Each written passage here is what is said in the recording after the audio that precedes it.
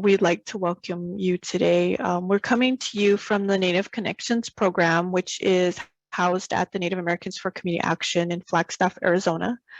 We are bringing you the presentation, Virtual Engagement During a Pandemic, an Indigenous Approach. First off, I'd like to introduce my co-hosts, Teri, Yazzie, and Lisa Hardy. And so I will let Teri Yazzie go ahead and introduce herself first. Hi everyone, my name is Teri Yazzie. I work under a grant named Native Connections in Flagstaff, Arizona. I am a youth psychotherapist. I am from the village of Lower Munkapi in Hopi on the Hopi Reservation, and I come from Kachina Parrot Clan.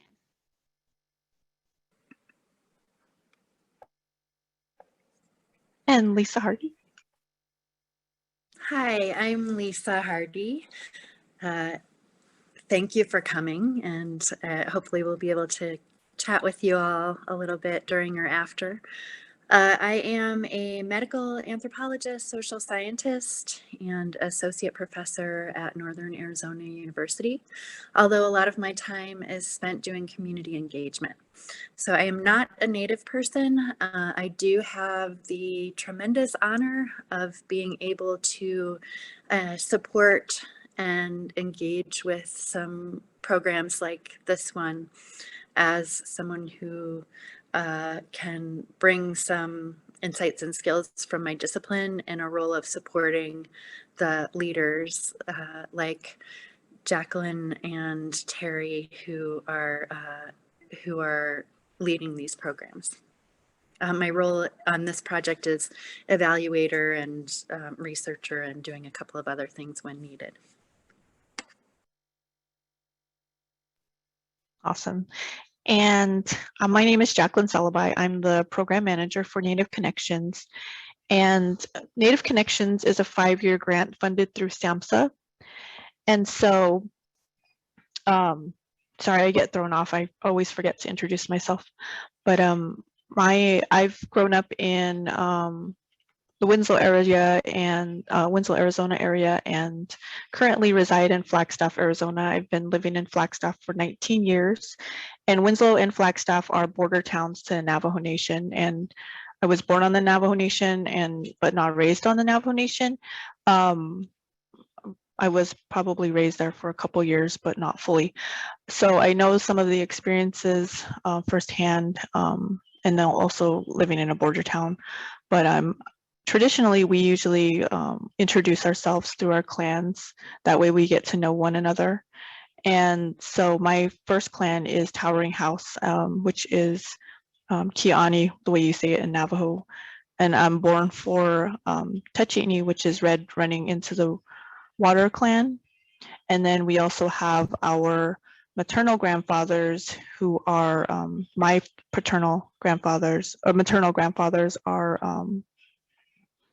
Tabahe, and then my paternal grandfathers are Totajini, which is Bitter Water Clan. So you kind of get a gist of the traditional way that we connect through our kinships. And so there's a purpose for those. And so what I want to do later on in the discussion in our breakout, or not our breakout, in our icebreaker, is to have you all introduce yourself in that way and see if we can make some connections. And that's the way we make connections, in the way that we respect one another. So I want to move into the location. And like I stated, we are located in Flagstaff, Arizona. And the state of Arizona has 22 tribes that are currently residing there. And those are federally recognized tribes. And I wanted you to also be aware of the land that we come from. I know a lot of the individuals across the United States who are from Indigenous backgrounds, they do land acknowledgements. And so I don't know where you all reside, but I just want to put that out there that, you know, we as Indigenous people pay respects to the land in a lot of our cultural ways. We have to pay attention to the land that we reside in and on. And so where we come from, you know, we have various amounts of tribes that surround us, like that in the map. If you can see that little pinpoint of the red in the middle of northern Arizona, that's where Flagstaff is. And we have a couple of tribes that surround us. And so historically, this land did not belong to, you know, the state or the cities, but it did belong to Indigenous tribes who roamed that portion of the earth. And so this is just a reminder to be respectful of the land that you are currently standing on and residing on, and to pay homage to those who were once on that land. And so it's also a reminder that we are the caretakers currently of this land. And so to have respect for that and to be aware of that is very important. So with this, I would like to go into, this is basically a diagram. So when we were first, you know, we first signed up for the conference, we were so excited that we were going to be in person, right? And then we decided, you know, let's go virtual. And so the in-person process for this presentation was supposed to use the GONA style, which is Gathering of Native Americans. And that curriculum was created through SAMHSA years ago with a group of subject matter experts from SAMHSA. And so what we were supposed to do was sit in a circle, and what you can do right now is imagine that you are part of the circle. And if you can see in your lower left-hand corner, it says you are here. And so I want you to insert yourself into this circle of learning along with myself, Lisa and Teri. And, you know, just imagine that you're a part of this. And so Margie, Jeanette, Tina, Sharita, Nelson, Kayleen, Carolyn, Melissa, I call you all into the circle, and I'm hoping that we can start to sit and listen, and we can have a good moment to where we're able to take in the information, and we're able to utilize this information moving forward to help either our youth or to get new ideas of how we can shape some of our programming. So I like to say that. And then the next slide is our icebreaker. And so since we have a small group here, I like to go around and just say our clans. And I want you to think about, you know, first off, like I said my mother's clan. And so I said, I am Towering House. And I want you to think of, you know, your mother. What is she and where does she come from? And then think of your father and what is he and where does he come from? And it's okay if you don't know. You can provide some information of, you know, where did your mom live? Where did your dad live? Or where did they come from? And so I just want to take a few minutes and we will go around and I'll just call your name according to my screen. And you can unmute and provide your information of where's your mom, what is your mom, and what is your dad, okay? So first off, I'm gonna go with Margie. Well, hello everyone, and I've never thought of my family as a clan, so that shows you. So my mother is from Morristown, New Jersey area, and she is long since passed away, but that was where she came from, and a lot of my family is still are buried in the Parsippany, New Jersey Presbyterian Church Cemetery, so there's a lot of roots in that part of the world. And my father and I were actually born in the same hospital, which no longer Mm. exists in Washington, D.C. And his family was from Southern Maryland. So that's Awesome. where, those are my roots. Awesome. Thank you, Margie, for sharing. Okay, Jeanette. Good morning, and thank you for the opportunity. Mhm. My parents are both from Puerto Rico, born and raised. I was born in Puerto Rico. We are now, my dad passed away about 5 years ago, in Puerto Rico, and my family and I are in Connecticut. Awesome. Thank you, Jeanette, for sharing. Let's go with Nelson. Helps unmute. Good morning. My mother, who has long since passed, is originally from Langenhagen, Germany, which is just across from Switzerland. Mhm. And my father came here from Havana, Cuba. Awesome. Thank you for sharing, Nelson. Mhm. Sharita?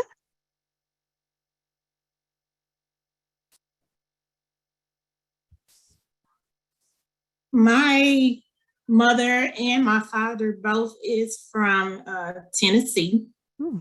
Bolivar, Tennessee, a little small towns in a rural area. Both of them are, they come from the roots of African American, Mhm. and they also both are in the Baptist setting as far as spiritual. Mhm. And I think that's all. I don't really know a lot about it. I would love to like research it, because I know it goes way back, like, you know, with our grandparents and our great-great-grandparents. Like, I really do have a passion for wanting to know more about, you know, my clan, my tribe, Mhm. because it's probably a mixture of different backgrounds of, you know, people. Awesome. Thank you for sharing, Sharita. Tina? Hello, good morning. So my mother is an identical twin and was adopted when she was a baby. We just recently found her family, and they are from the Kentucky area. My father there is from I'm in Michigan. I forgot that part.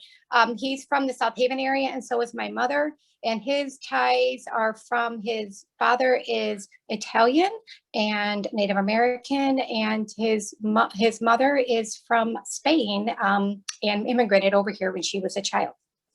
So Mhm. Awesome. Thank you, Tina. Oops. Let's see. Kayleen.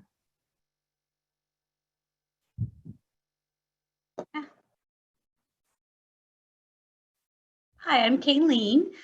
I am from Northern Indiana, and my mother grew up in the area, but her father's father, or my great-grandfather, came over from the Ukraine area, and strong his ties to farming. Mhm. And loving farming. My father is also from this area, and he was raised in the Amish faith. Nice. So it brings a different cultural perspective. Mm-hmm. Great. Thank you for sharing, Kayleen. Carolyn?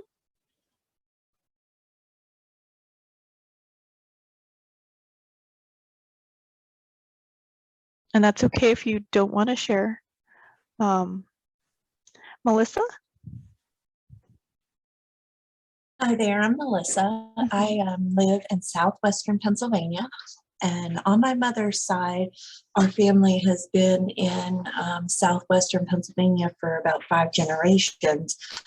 And prior to that, family came from Kentucky, and before that, they were from Scotland. And on my father's side, our generations go back 5 generations staying in southwestern Pennsylvania, and his family was originally from England. I see. Awesome. Thank you for sharing, Melissa. Thank you. Lisa? Lisa, we have two Lisas in here. I'll go since I was able to unmute. I'm from Connecticut. Born and raised here. My mom is Irish, very Irish. And my dad was French and also has some Indigenous ties that I'm starting to figure out since both my parents are deceased. So kind of working through trying to figure that out. And just want to acknowledge the land that I'm on is Nipmuc land. Okay, awesome. Thank you, Lisa.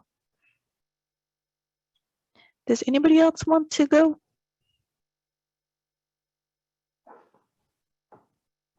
Okay, we'll move along. So I was talking about the circle that we were previously on the previous slide, but we currently are still in a circle. And I want you to look at this diagram in a different way. So imagine that you are part of this diagram, that this is you, this is Margie, this is Jeanette, this is Nelson, this is Caroline.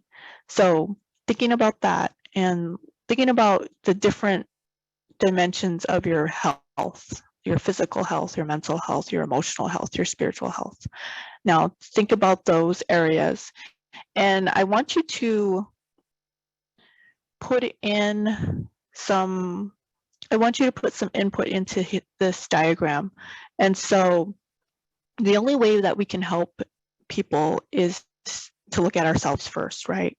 We do a lot of self-assessment. I'm in social work. I've been in social work for more than 10 years, and we're constantly doing self-assessment, starting to look back at ourselves, you know, self-reflecting, you're thinking about all those.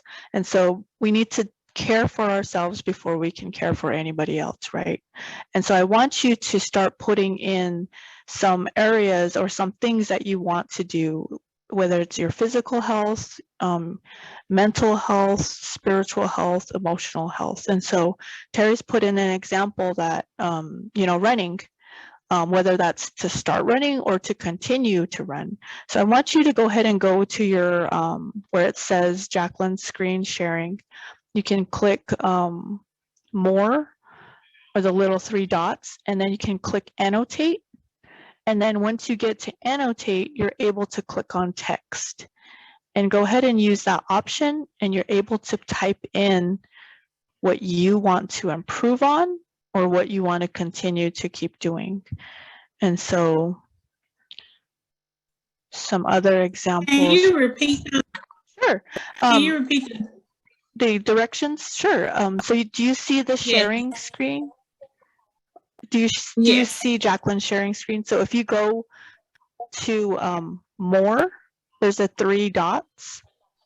Do you have that option? Some people might not have this option. It depends on, and it might look different for others, but there's an annotate. If you click more, there should be an annotate option. Yeah, and you're able to draw, and you're able to type in, you're able to stamp. But go ahead and keep those coming. Did you find it, Sharita? I don't. I can see the share screen, but I don't see the three dots. Okay. It's also under view options. If you click down, there should be like 4 down that says annotate. You said under what now? View options. I don't see that. Only thing I have is what I can see as far as reactions, apps, share screen, chat, and participants at the bottom. Okay. Look at the top. Sometimes they're at the top. Well, it says you are viewing Jacqueline's screen, and then right next to that will either be 3 dots or view option at the top part of your screen. I see it. There you go. Okay. Awesome. So view options and go to annotated. Yes. And then click text. And once you click text, you're able to type in. So I'm taking my time, and since it's Saturday, I'm just kidding. We'll move along quickly, but I'm going to read some examples. So in physical, we have running, boxing, Better diet and exercise to continue. That's one of mine too. Walking. And then in the mental side of this, we have finding balance. The spiritual side of this, mental is be able to say no without guilt. Sleep and meditation, that's a good one too. Spiritual meditation, Bible studying, praying, meditation again, yoga, that's great. Emotional, be honest with myself about how I feel and be comfortable with creating boundaries. Yes, that's very important. And then I believe we had an additional one, physical, ditto to this one. So do we have any more? Did you get yours in there, Sharita?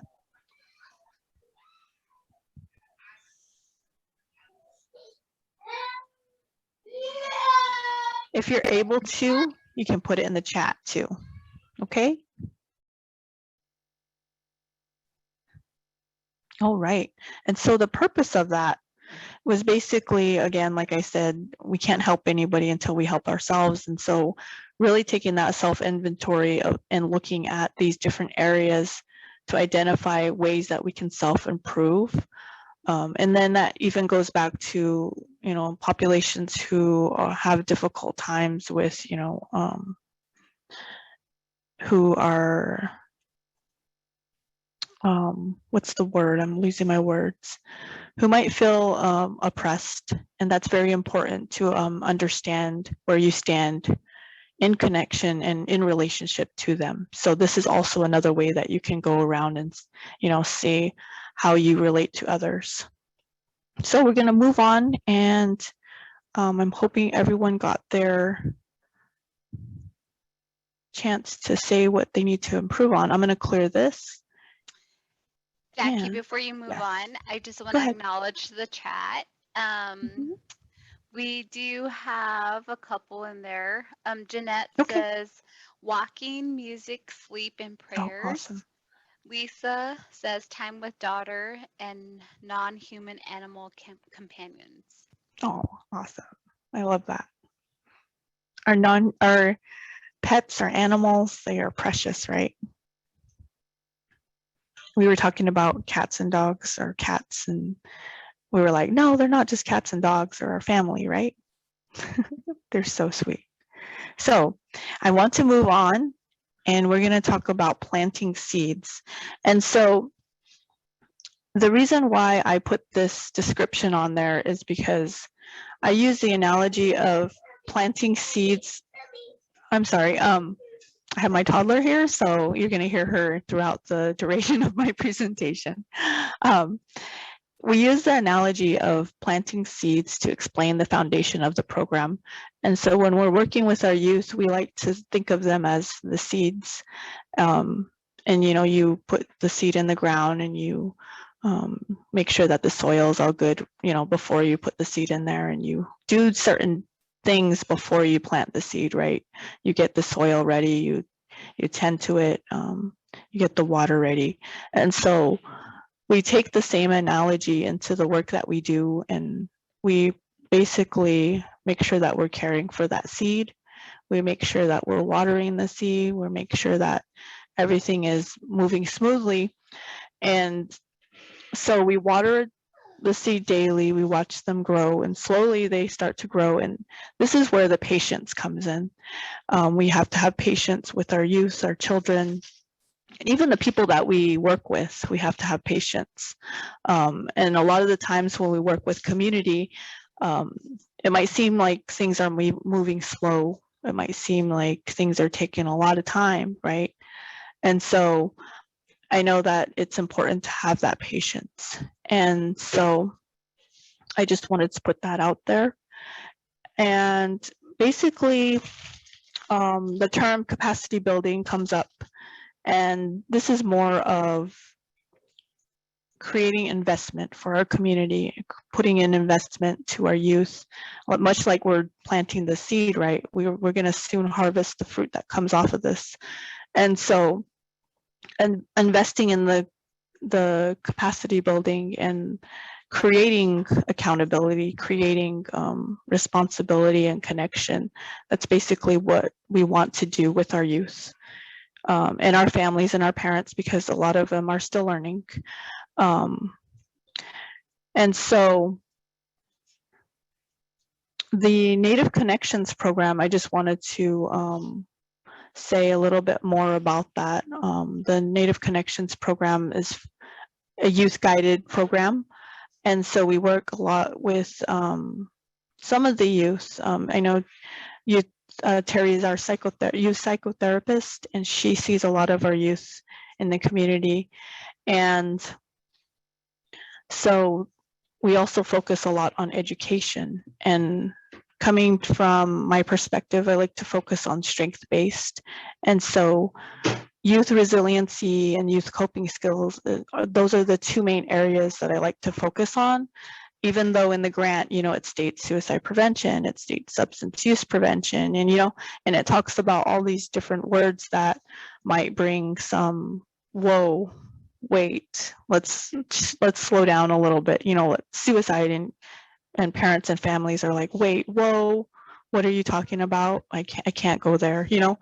And so a lot of the times we like to focus on resiliency. We like to focus on, you know, recovery, and we say those things with positive intentions, as opposed to bringing out, you know, what exactly is stated in the grant. But we know that it's there, and we know that the numbers are high, especially with Indigenous populations and communities. And so I just wanted to put that out there. And then next step, I'm going to hand this over to Lisa, and she's our evaluator. She will explain the model that we used during our the pandemic, and she will discuss it thoroughly. So I will hand it over to you, Lisa. Hi, thank you. Okay, so this is one of multiple sites that Native Connection sites. And so one of the things that SAMHSA will ask each site to do something for evaluation or for using a model. And what I think is really wonderful about the creative way that Jacqueline and Teri approach this kind of work is by really making these models work for the local community. And so a community readiness model, the way that SAMHSA looked at this was each site should use a community readiness model to see what are some organizations, what are they doing that are, how much will they talk about things like suicide prevention? Are they implementing programs? Are they interested? How far along are they in getting to a point where prevention and strength are part of their main goals, and how connected are they with one another? So what we did at this site was, instead of just implementing a community readiness model, which includes doing a structured interview with leaders from the community, we decided to do it a little bit differently. And the way that we did it, part of this was the pandemic, and part of it was Jackie and Teri coming up with some really interesting ideas of how this could be a process that was more engaged with the youth and building young leaders. I like what Jacqueline said about the garden versus capacity building. Capacity building is wonderful. We always want to be building capacity. And also that model assumes that there's someone with the knowledge who is sharing it with another person or another group so that they can obtain those skills. The garden metaphor really does look at engagement in a different way that I think is really exciting and a little bit different, which is that all of the roles are sharing with one another. So building youth leaders isn't just about giving young people skills, it's also about the young people bringing their own skills and bringing their own knowledge to the process. And so what we did was a little bit different so that we could really engage the youth beyond just calling leaders and asking them questions. I think next slide.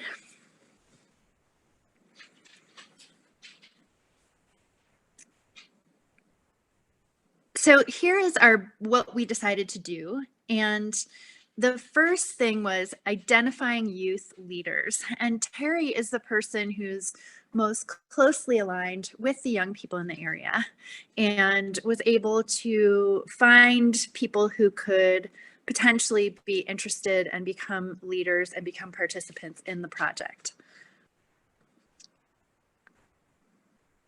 The next thing we did was, Teri, I don't know if, do you want to say anything here about recruiting youth leaders or? Sure.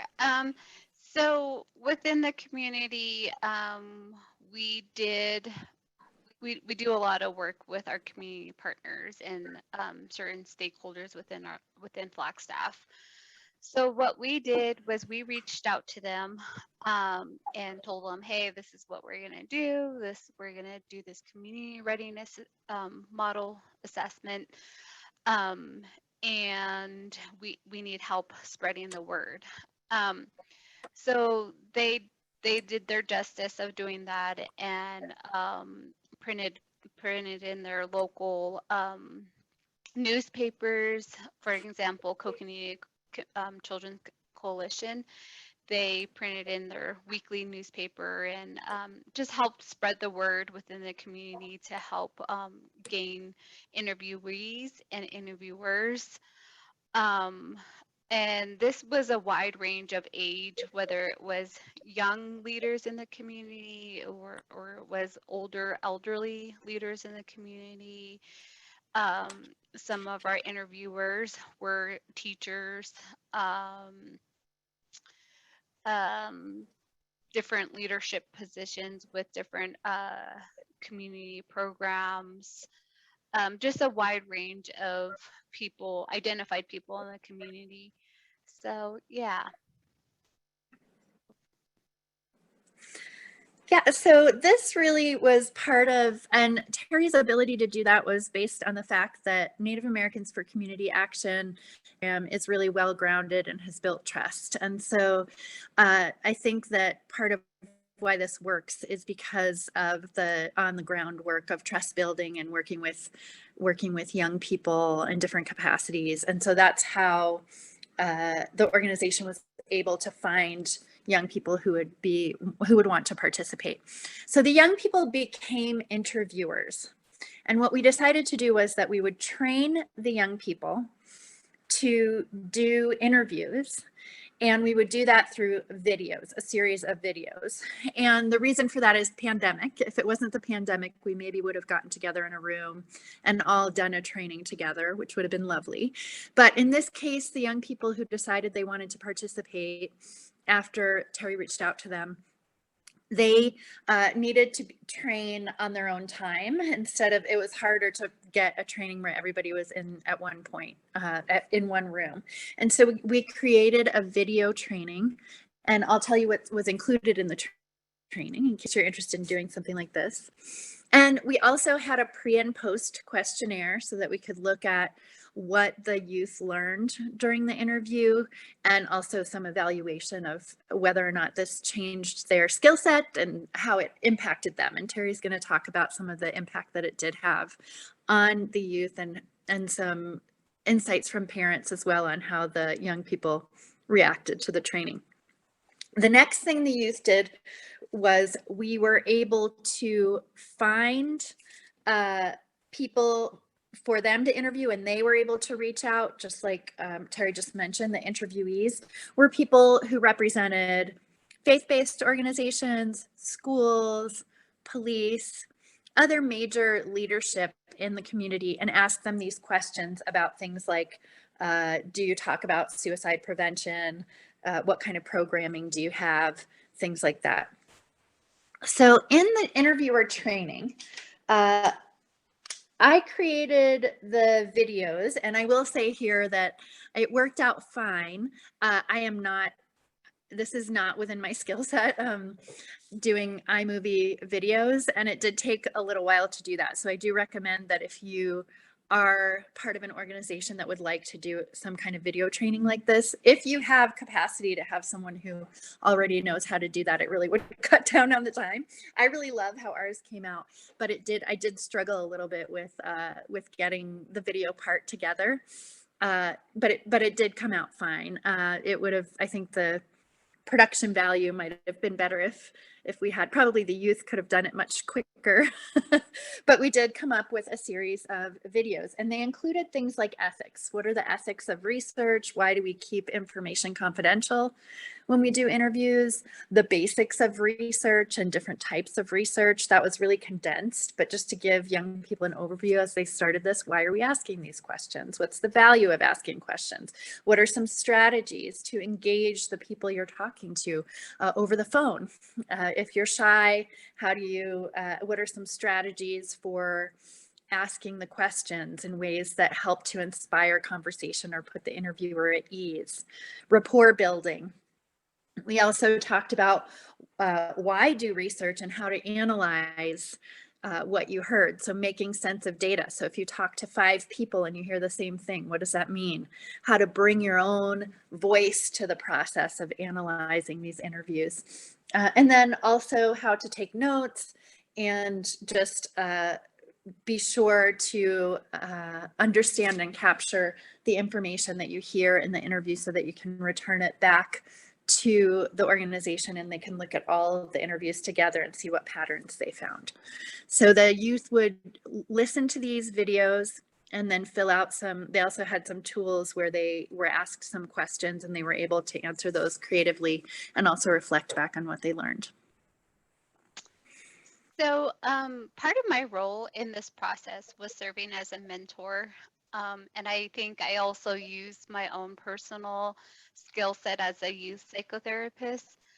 But my role as a mentor while kind of training the interviewees was, valuing the mentee as a person and, just acknowledging like, hey, whether that person was nervous, didn't have any like had some social skills, but was just like nervous to talk to people.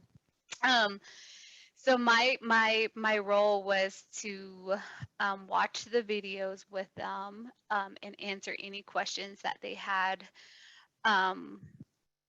up with the process and interviewing.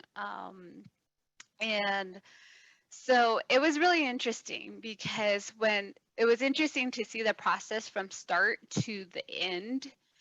At the very beginning of the process, a couple of interviewees were like, oh my gosh, I'm so nervous. Like, what if I stumble over these words?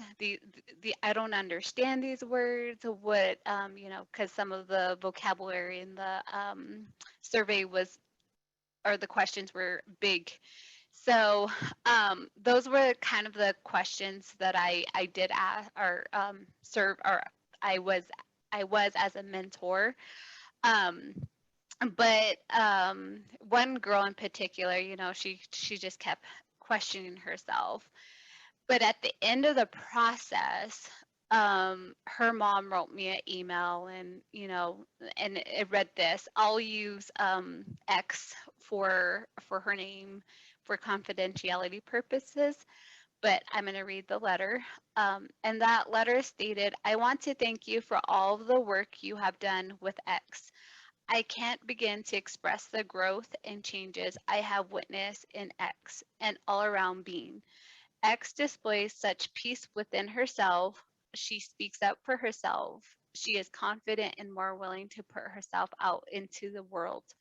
X is excelling in all areas of her life and has been for the past year. You have gone over and beyond to support her. I see her displaying the tools you were providing her. X and X are very grateful for all your hard work and you're amazing. You are amazing at your job and serving as a mentor. Your love for your work shows through the results of the children you are touching. So it was just interesting to see like the process of her confidence, her self-esteem, and the comments that she wrote in the post survey. She was like, at the beginning of the process, I was questioning myself. I was doubting myself. I'm not even comfortable talking with people at all. but this experience helped me get out of that bubble, and I'm more comfortable with talking with strangers and people that I don't know. So it was just a great way, and just going back to that metaphor of, you know, planting that seed and building on that seed and helping that seed grow within our community was just a good insight to see. Thank you. Yeah, I love that so much, to hear the reflection in that way, because we don't always know how to measure that as evaluators and researchers, and something like that story can powerfully show us that this made a difference. So we're looking at a situation where a young person who maybe has had very little interaction with leaders, and I think there are many of us who grow up thinking that educators, principals, religious leaders are these people who are outside of our sphere. And this gave people the opportunity to call them on the phone, ask them these questions, and then think about what they thought about their answers. And so not only did the young people learn about research, it's a limited learning, it's only a couple of trainings, but it's enough that it shows them something that if they enjoy, they can consider learning more about and can have as part of their skill set. And also the confidence to be able to talk to leaders in the community and think about their own read on what the leaders are saying, so maybe potentially become leaders themselves in the future. And so I think that's part of what's so exciting about this.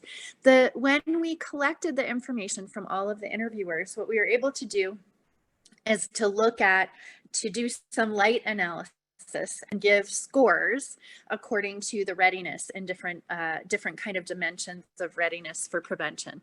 And we found some things that we already knew, but I think it's always good to reiterate, one of them being that the community where we live is pretty siloed. So the police might be doing mental health prevention, and they don't know that the schools are doing this other educational thing, and there isn't a lot of communication between them. So we found there's a pretty low score here for readiness for prevention. People are interested to different extents. Organizations are interested. Maybe there's a little bit of programming going on, mental health first aid at the police and law enforcement level, but not a lot of connection. The readiness of being interested is good, but a lot of barriers between here and where we would like to go. And so the information from the readiness assessment also gives Native Connections leaders the ability to kind of target where things might move prevention forward in this community and strategically do that. An example of that would be networking, social networking. So we know that this community is siloed. Native Connections does what it's called, connects people and connects organizations. So as a goal, as people and young people and also parents and other community members become more connected to what's going on, that creates better readiness for implementation of programs, because we're breaking down those silos. The organization and the grant is breaking down those silos. So that's one example of how both the participation in this and then also the outcomes are engaged, and they impact the young people who are learning. The young people are able to reflect back on what's happening and participate. The people who are interviewed have some time to think thoughtfully about their own readiness, and then Native Connections is able to strategically think over the next couple of years how to engage and improve and push forward the readiness for prevention and wellness and strength for Native communities and others in this region. Yeah, so what I did here, you can see that Lisa created the interview script. So with each of the interviewees, we role played. We kind of practiced and, read through the interview script and got out those butterflies and wrinkled out our, cleared the air with any nervousness. So that was pretty nice, because they were like familiar with the process. They were familiar with the script. So when it got to the time where they started to interview the interviewers, they were ready, and so that And like I said, the process, or like Lisa said, with the process of the assessment, I think it was good for the youth to have that insight of strengths and weaknesses within the community and learning to build those gaps or learning how to fill those gaps, whether that was like advocacy within the cells of like, oh man, like I could do this more, I could get involved with these clubs, or I could bring a more awareness to bullying, or whatever it was, whatever the leaders identified as with what was lacking within the community, or vice versa. So I think that was the one insight and takeaway that the youth got out of the process.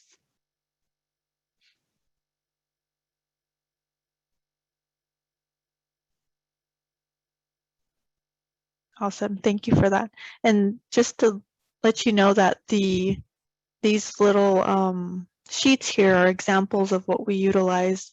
One is the checklist that was sent just to keep everyone on track, because things can get kind of, you're doing 20 million things at one time, and you're working with youth and you're working with the community member. And so sometimes you have to just go through and just check it off, right? And so we utilize that. And then this is the interview questions that were used along with the video that Lisa was talking about.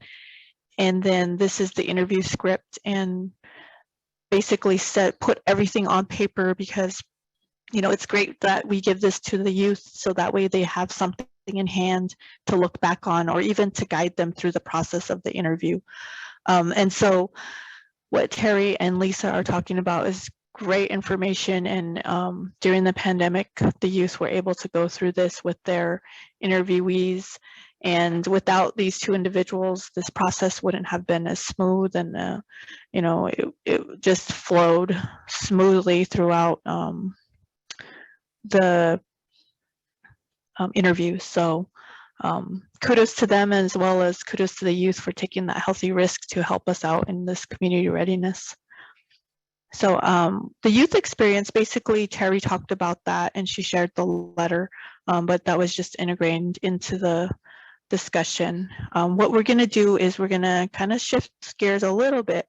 And so that was one example of the virtual events that, the way that we conducted something that was supposed to be in person, but we flipped it to a virtual component. So now I'm going to share a little video about the virtual events that we held last year when the pandemic hit in March. We had to readjust ourselves to figure out how can we hold events but make them virtual. And so myself, Teri, Lisa, and some of the youth that we were in contact with via email came up with some of these ideas. And along with these events, just keep in mind that we created packets, and in those packets were items that were utilized for each event. So if it was a painting event, we had, canvas or paints and paintbrushes and pencils. We had that all included in a Ziploc bag, and we gave that to participants.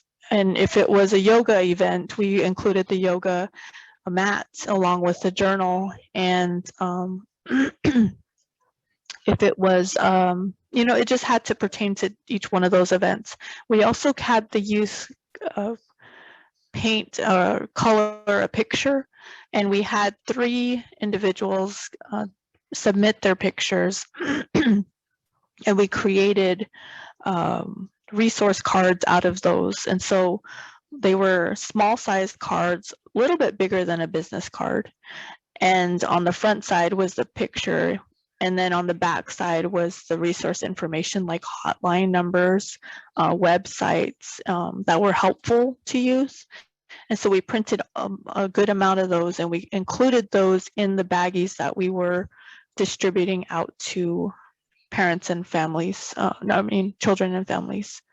And so I'm going to play this video. Let me stop sharing, and we'll share again.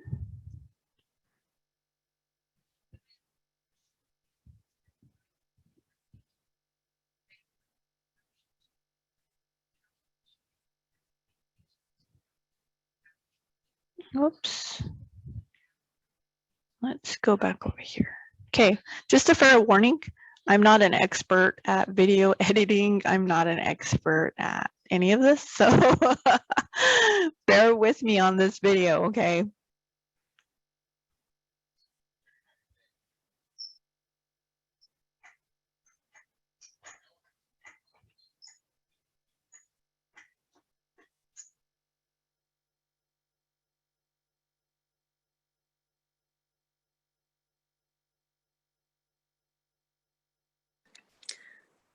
We can't hear it.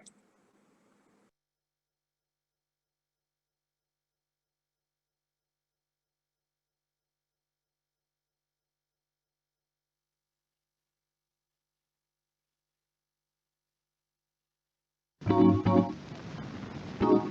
hear now? Okay.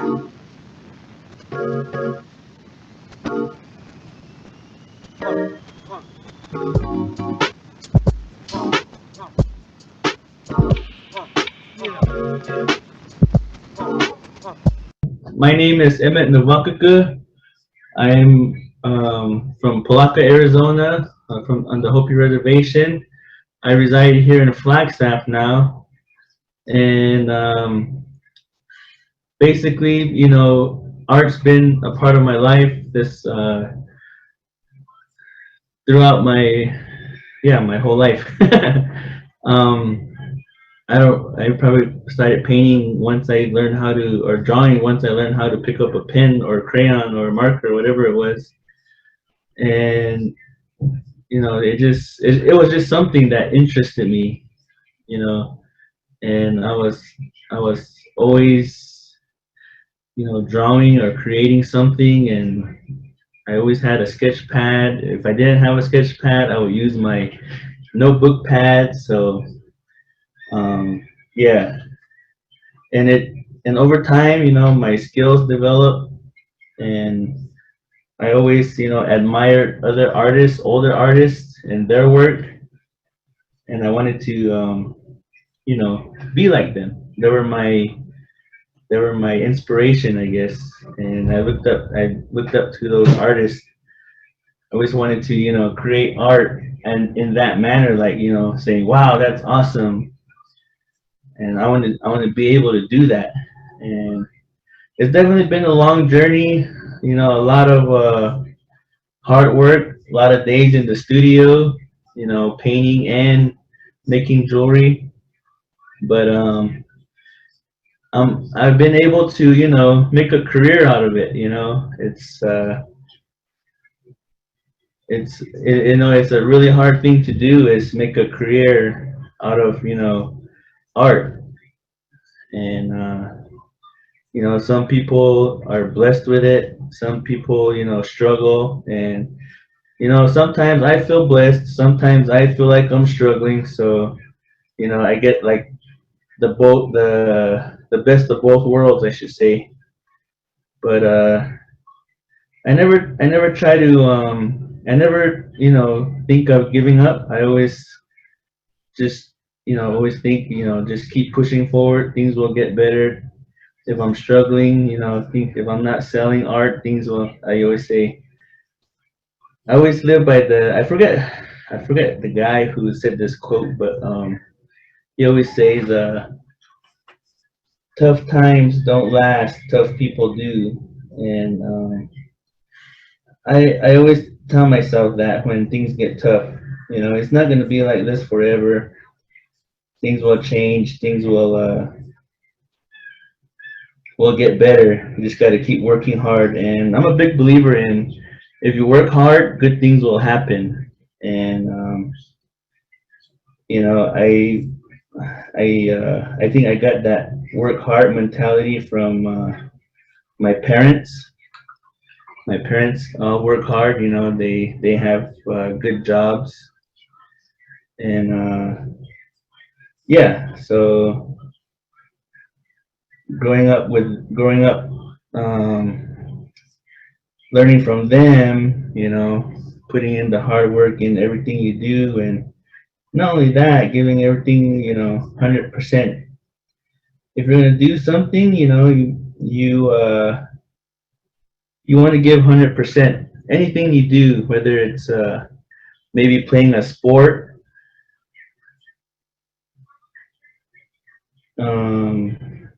maybe it's yeah, if you're playing a sport, if you like sports, you know, you try out for a team or you make the team or something. Every single day you want to, you know, give your best. If you're not giving your best, you know, it's, to me, it's like, why should you do it if you're not giving your best, you know? There's no point in doing that activity or doing what you're doing if you're going to give your 100%. So yeah, anything that you enjoy, you know, and with my art, I definitely put, you know, my time, my effort, my heart, my soul into, you know, everything that I make. And I just sometimes, then I just pray and wish or hope that, you know, somebody will appreciate my work for that, you know.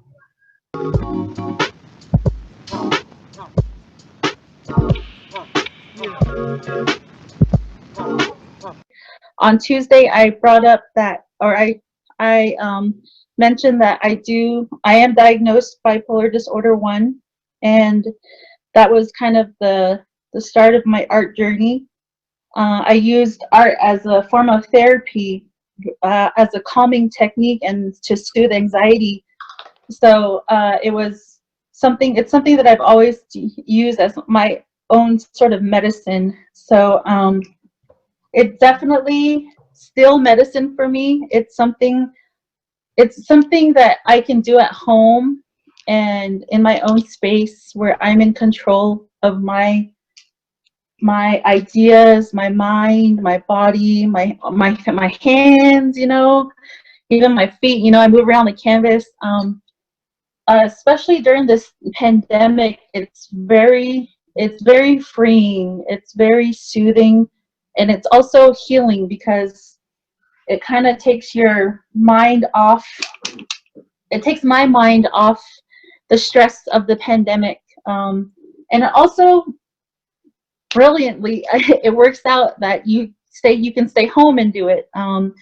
You can use, if you don't have paint, you know, like that, make that one trip maybe, but just be safe, follow the guidelines, 6 feet, you know. But if you have stuff around your house, you can pretty much be creative with anything in art. It's not that expensive.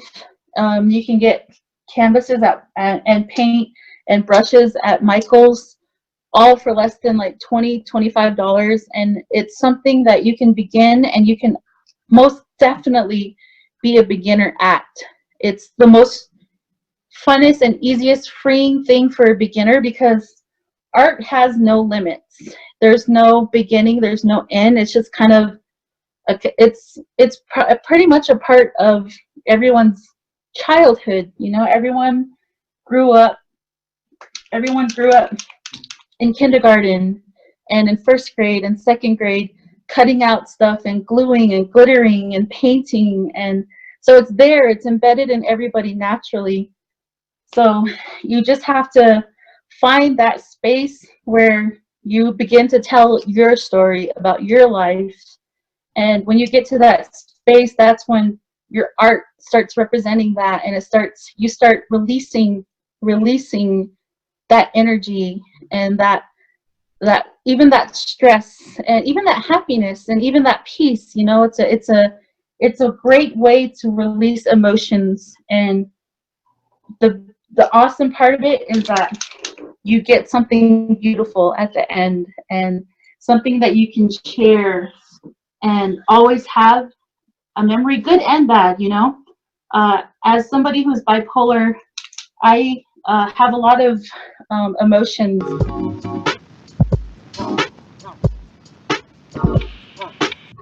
Is Cassandra Stouter. I'm from Four Corners area, Tisto area. My mother is Navajo and my father is Seminole from Oklahoma. I'm a mother. I've got 2 teenagers. My son is 14 and my daughter is 18, soon headed off to college on a softball scholarship. I've continued my life, my professional life in wellness and fitness for about 19 years. And in that, I've been able to work with all ages of people. And that's kind of filtered out into other wellness areas in Native country through outdoor activities, camping, hiking, fishing, rock climbing.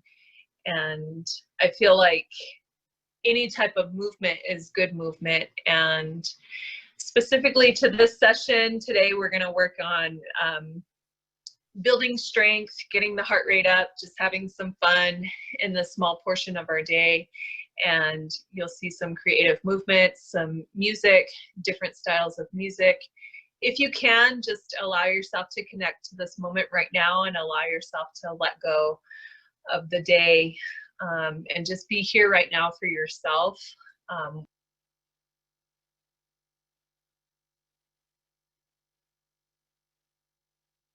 What I have to offer you is taught from the heart, and I'm really thankful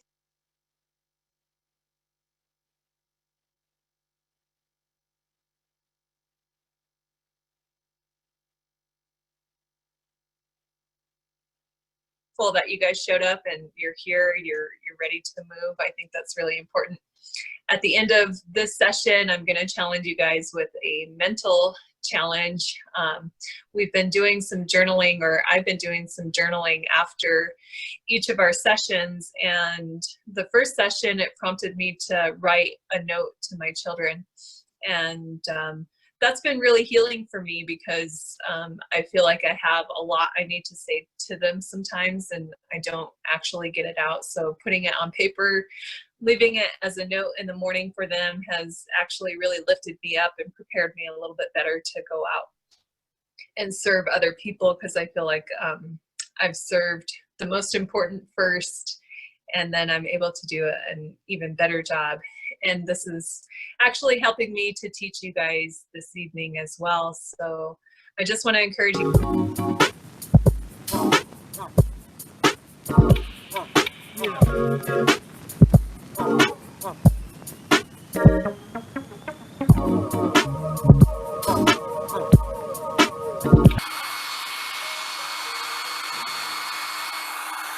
In sobriety, they say one day at a time, meaning that I'm not gonna get 12 years of sobriety in one day. It takes a lot of patience, and sometimes on pieces, like I want this color to be solid right away. It's not gonna happen. I know that. And so what it takes is a lot of brush strokes. And those brush strokes can be those one day at a time, one brush stroke at a time. And eventually, after so many brush strokes,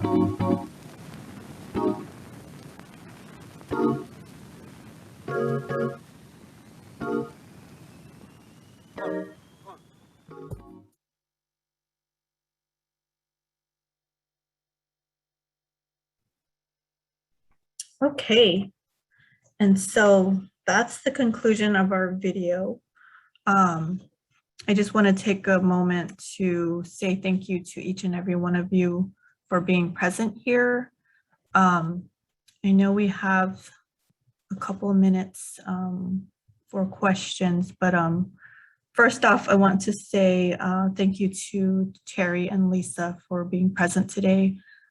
They've put a lot of time and effort into the program, into, after weekends prepping and evenings prepping, and we do evening events and weekend events. And I know that it takes time away from their personal life, but they are really dedicated individuals. And I know in the beginning, we talked about, our kinship, our clanship, and where we come from. And I believe that's truly important because we need to build relationships and connections in order to combat some of the things that we're seeing. And again, they always go back to it takes a village to raise a child. And so taking that same concept to what we're doing, whether you're French, or whether you're Canadian or Indigenous or Mexican or Puerto Rican, you still have to build those connections and relationships and paying homage to where you come from. But that's really important because you see that in the video is where we capture some of these artists, and we they're connected to us in some way or shape or form. All these artists here were, we reached out to them, and they had no hesitation and said, yes, I'll do it. So they came together and they were able to provide this education and information to our youth. And so looking at that again, we use them as a role model for how they overcome difficult in situations in their life, and how they overcame, the mental illness or the substance use addiction that they had, or just trying to be healthy in their everyday life.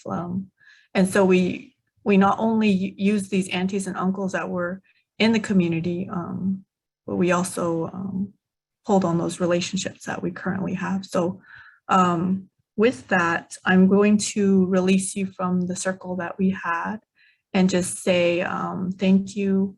And we really appreciate you for being here today. And so we're going to open it up for questions, and I will let you all, or if you want to have a comment, you can share a comment.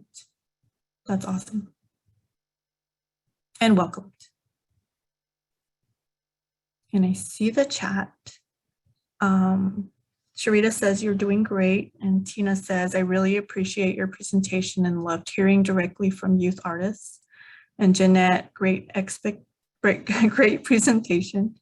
Michelle says, thank you for allowing us to be in your circle today. And Nelson says, wonderful presentation. And I believe Jeanette has a question. Go ahead, Jeanette. Yeah, great presentation. Love it when I hear the stories coming from the people. It really engages the community and how they overcame their pandemic. Survival is what I'm thinking.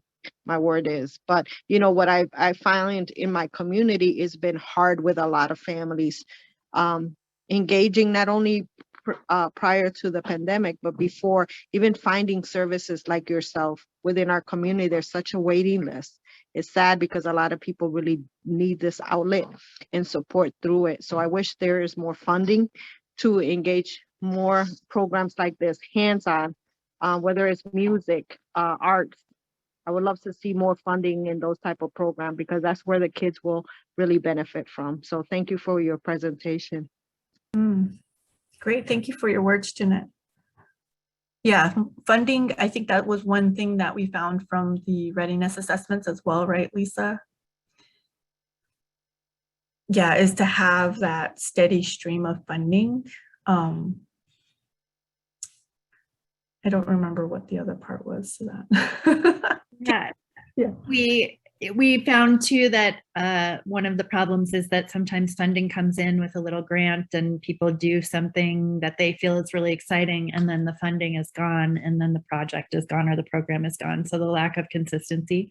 One of the things I think was clear was that I mentioned this before, the idea of the silos, that networks, community networks, can provide some of that solution. So if there is an organization that's doing programming, being able to reach out to all the other organizations and saying, hey, we've got this free thing, tell people about it, that's one of the goals and one of the ways that to navigate that in the absence of funding, because we know that in order to get an NIH grant or a SAMHSA grant or something that's going to fund FTE for people who are full-time employees, which this really needs, that takes a lot of capacity, it takes a lot of time, it takes a lot of skill. And so that's not always there. But connections do help people to communicate across those barriers about what is out there and what is available. And Jeanette, I really hear you on that. I think that that's a problem everywhere. And hopefully increasing connections and just knowing what other people are doing now with Zoom too. It's one thing that's been good about this is that people have been able to participate in things in areas where they're not where they don't live. So that's created some opportunities, but then we also have Zoom fatigue. So not everyone wants to do that anymore either. Lisa, this is Margie, and I mean, this whole thing has been so enlightening, but your part about helping really prepare in your video on evaluation and just that piece of helping people understand that process. Are you willing to share that? So I just think that's such a phenomenal idea. And I just think of how many times we're having people do something without having any of that, those skills in place or really understanding of what they're doing. Thank you for that question. I think that's up to Jacqueline. Maybe you could email us and we could talk about that. I will say again that I did it myself and I have no video skills. So the production value is not beautiful, but the information is there. So yeah, no, I think even just the things you outlined about, they're just such real life things and something that I don't think anyone is, I mean, I have never seen it taken down to those basics, and those are such important basics to have it be successful in doing that interviewing in that process. The second part is we talk so much about having youth at a table, and this is showing youth being part of, you know, the interviewing. It's showing other ways youth can be involved. Thank you for that question. And yeah, here is our contact info. And if you would like to reach out, we haven't actually talked about that yet, but we would like to continue the conversation, see how we can share knowledge about that. So yes, please reach out to us and we'll talk about that. And Jacqueline can, as the lead of the project, can respond as well. Yes, we can definitely, if you email. Thank you. I mean, together. I wouldn't steal your video, but just the concepts are just so, I mean, the whole thing is wonderful, but that I think for other evaluators sometimes really don't understand why things don't work. And this could be the example of how to make it work. Thank you. Yes, thank you for your comment. We can definitely discuss that. If you email us, our contact information is there. And our website information and our social media. Our website has a lot of our events that are happening. And if you go there, you can see what we're doing or, you know, get some examples from us as well. So take a look at that. Great, thank you. Yeah, are there any more questions, comments, thoughts? And you did bring up an interesting point, Lisa, about Zoom fatigue. Currently, we're seeing, you know, some of the education events that we have, you know, it's webinars on education, that topic areas like grief and loss, recovery.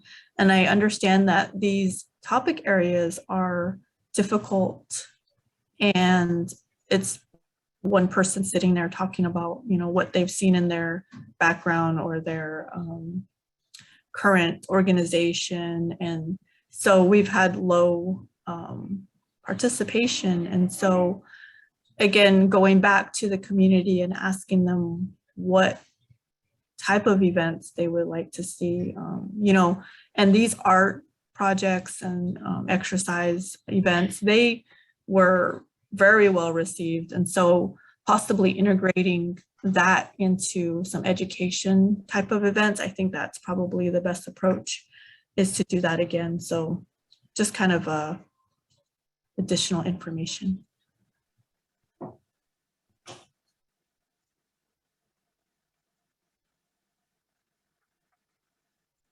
If there are no other, oh wait, I see the chat.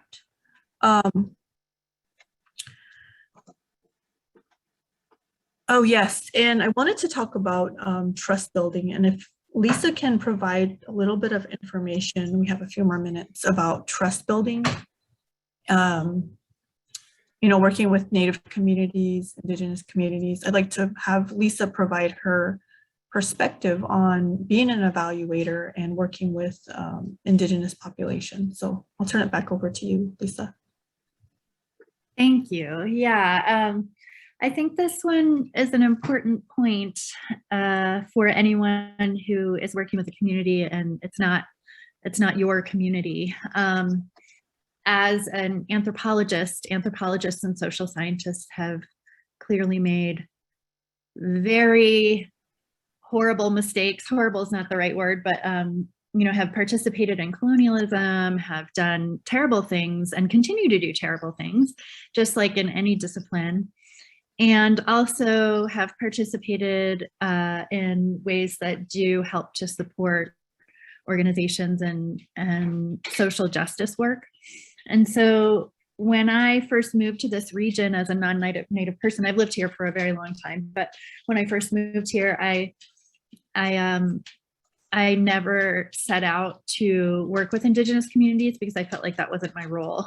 And I have, as I said in the very beginning, I feel deeply, deeply honored to have been welcomed and invited to support some of these organizations, and Native Connections is a project that I love and respect and want to be a support role in.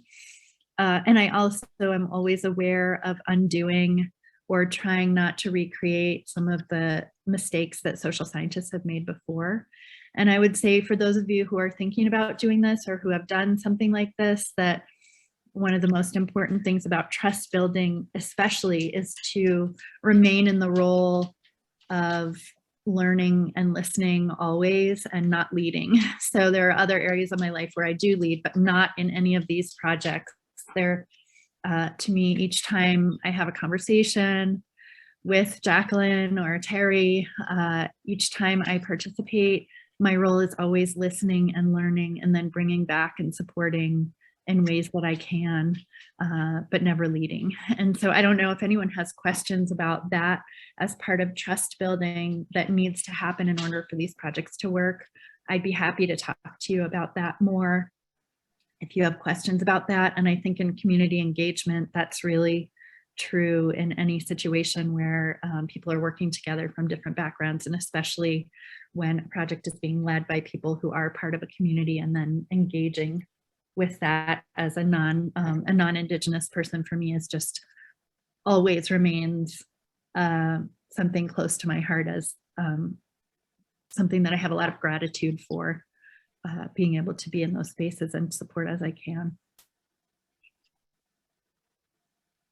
Lisa, this is Jeanette. I do agree 100%. Without that trust in a community that you don't belong, it's really hard, that trusting feeling from their perspective. They only welcome you once they feel they're comfortable with you. So I am glad you said it, because that is the number one questions that arise with families of different cultures. Thank you. Yeah.